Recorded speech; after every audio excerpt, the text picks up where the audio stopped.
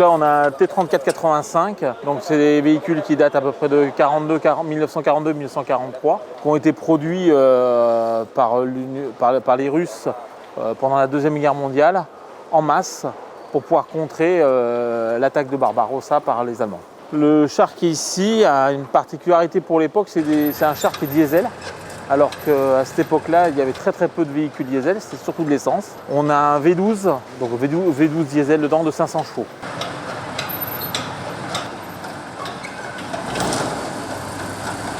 À première vue, il a été récupéré après-guerre pour être donné à la France. Il a été exposé jusque dans les années 70 sur le parvis des Invalides. Après, le musée des blindés l'a récupéré, parce que c'était plus de cours d'avoir des engins blindés sur les Invalides.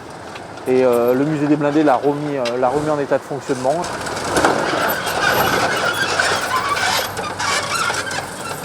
L'avantage des chars russes, c'est que c'est vraiment rustique, c'est le cas de le dire. Donc on n'a pas des grosses réparations, c'est des véhicules qui tournent quand même relativement bien. Donc à part des vieillissements de durite, des choses comme ça, mais des choses normales à changer au fur et à mesure du temps. Mais sinon, c'est des véhicules qui sont assez simples à entretenir. C'est un véhicule intéressant à conduire, assez physique parce qu'il n'y a pas du tout d'assistance. On n'a aucune assistance, que ce soit au passage de vitesse, que ce soit...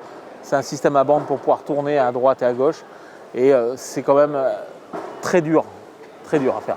Donc là, on a le T-34-85 présenté statique avec un semi-chenillé allemand, le EZK 250, qui était un petit véhicule de reconnaissance allemand pendant la Deuxième Guerre mondiale. Et à l'extérieur, on a un char américain, un M24 Chaffee. Donc c'est des véhicules qui sont arrivés en 1945, mais la France les a utilisés pendant longtemps.